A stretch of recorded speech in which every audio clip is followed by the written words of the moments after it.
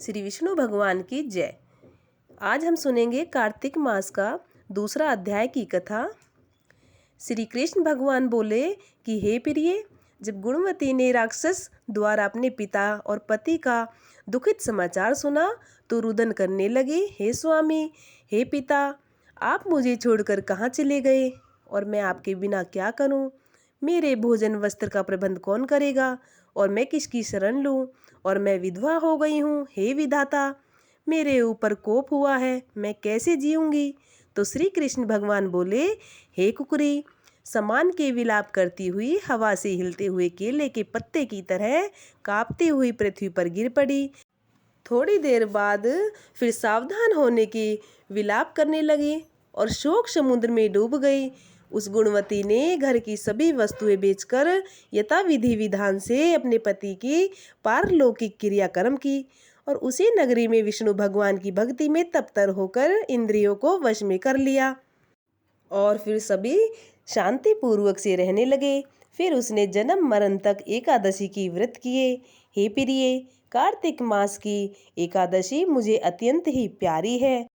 दोनों एकादशी के व्रत करने से फल प्राप्त होता है और मोक्ष की प्राप्ति होती है। पुत्र और संपत्ति, अन्न धन के भंडार भरते हैं, धन धान्य की वृद्धि होती है। कार्तिक मास की एकादशी बहुत पुण्य फल देने वाली एकादशी है।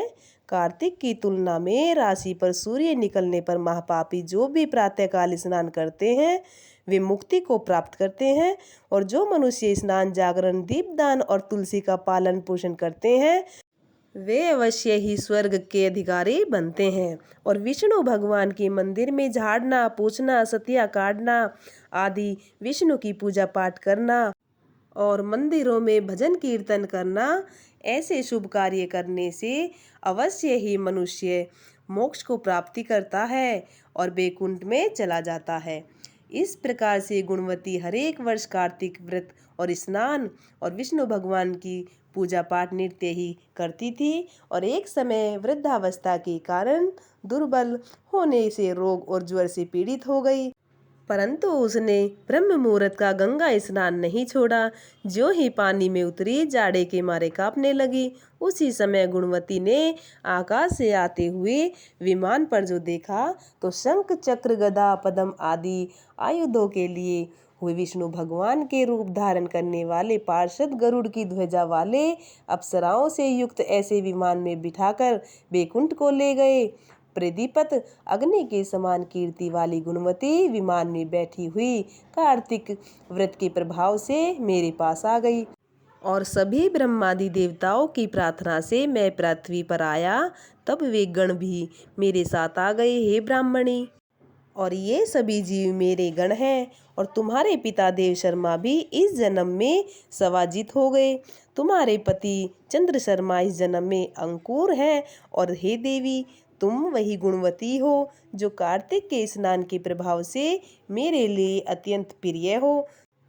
तुमने तो मेरे मन मंदिर के सामने तुलसी का बगीचा लगाया, उसी से यह कल्प वृक्ष तुम्हारे आंगन में है।